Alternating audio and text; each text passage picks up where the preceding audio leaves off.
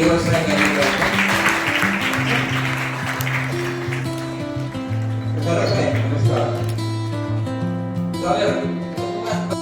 દરેક બાળકોનું પદાધિકારીઓ અને મહેમાનોનું સ્વાગત છે. વિશેષ કોઈ પણ ન કરતા શ્રી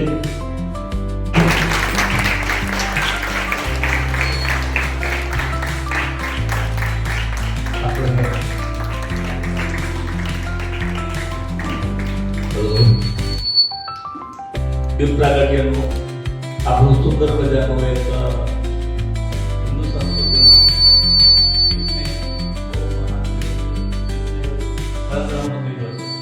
તો એ દીપનું એક સાક્ષીથી આપણે સુંદર મજાના કાર્યક્રમો શરૂઆત કરીએ છીએ.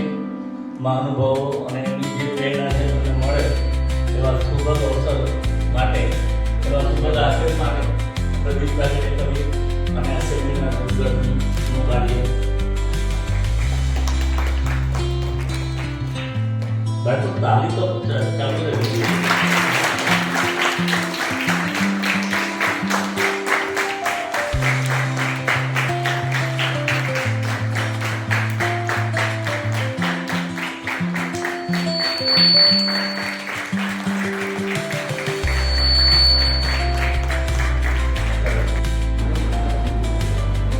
સોલંકી સાહેબને વિનંતી કરીએ કે અમારું સ્વાગત સ્વીકારશે.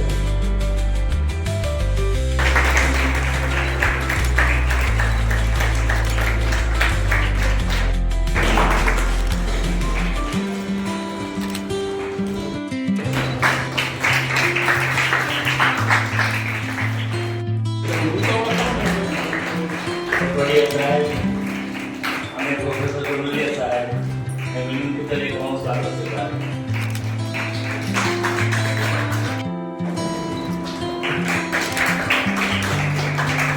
વૈજ્ઞાનિકો છે, અહીંના જે તજજ્ઞો છે, અહીંયા મુખ્ય જે સાહેબો છે, આ બધા બહેનો છે, એમાંથી શીખવાનું છે કે આપણે ક્યાંથી શું મેળવીએ. બાળકોએ બાલ્ય અવસ્થામાં એટલે કે વિદ્યાર્થી જીવનકાળમાં જ્યાંથી જે મળે ને એ મેળવતા શીખવું જોઈએ, તો જ તમે જીવનમાં મહાન વ્યક્તિ બનો. એમના જીવનમાં આવ્યા અને ગયા જગદીશચંદ્ર બોઝને યાદ કરીએ, હોમી ભાભાને યાદ કરીએ, તેમ છતાં આવડા મોટા વિશ્વની આટલી બધી મોટી વસ્તી હોય તેમ છતાં આપણે આલ્બર્ટ આઇન્સ્ટાઈનને યાદ કરીએ, આપણે સ્ટીવન હોકિંસને યાદ કરીએ, તો આપણે આદિ અનાદિ કાળ સુધી તમે એવું લાખો વર્ષો સુધી યાદ કરો. અને એના માટે ખૂબ જજુમવું પડે. આજે આપણી પાસે આટલું બધું ઇન્ફ્રાસ્ટ્રક્ચર છે એટલે તમે બધા જે કંઈ પ્રેઝન્ટેશન તમે જે રજૂ કરશો એના માટે તમારી પાસે ઘણું બધું છે. તમારા આ શિક્ષકોને ખ્યાલ છે કે અત્યારે આપણી પાસે ભૌતિક સુવિધાઓમાં એટલો બધો સંશોધન અને વિકાસ થઈ ગયો છે. અત્યારે તમે જુઓ છેલ્લા 100 વર્ષની અંદર આપણા જીવનનું પરિવર્તન થાય પ્રજ્વલિત કરે છે એનો એક આનંદ અનુભવ છે.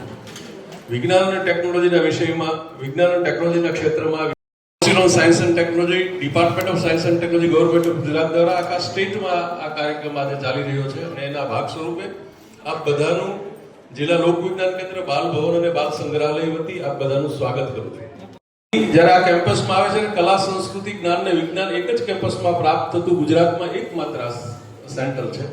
અને એ સેન્ટર જે ચાલે છે એ આ બધાને કારણે છે, બાળકો માટેનું આ સેન્ટર છે.